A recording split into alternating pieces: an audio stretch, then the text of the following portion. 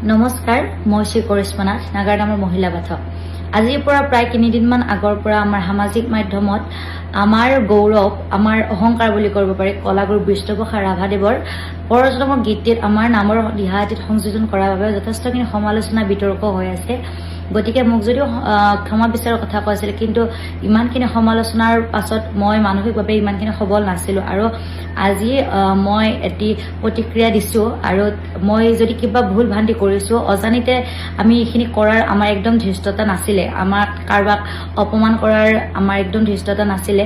কিন্তু যদিও কাৰোবাৰ অন্তৰত বা কাৰোবাৰ সন্মানত আঘাত কৰিছো, তেতিয়াহ'লে আপোনালোকে নিজৰ ছোৱালী ভণ্টি বুলি সেইখিনি ক্ষমা কৰি দিব।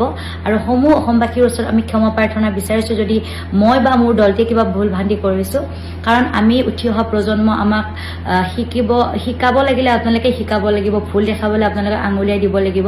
গতিকে আমাৰ ভুল হোৱাটো স্বাভাৱিক আৰু আপোনালোকে সেইখিনি আমাক দিহা পৰামৰ্শ দি কেতিয়াবালেও যদি আমাৰ এইখিনি দেখা পায়, আপোনালোকে সেইখিনি শুধৰাই দিব। লগতে আমাৰ অগ্ৰজবিলাকে আমাৰ আধুনিক সুৰবিলাক ব্যৱহাৰ নকৰাকৈ আগৰ যিখিনি আমাৰ নামৰ নিজস্ব সুৰ আছে, তেওঁলোকে আমাক সেইখিনি শিকাই দিব বুলি আশা কৰিলো। লগতে আপোনালোকে যেন মোক নিজৰ ছোৱালী বা ভণ্টি বুলি সেইখিনি ক্ষমা কৰি দিয়ে।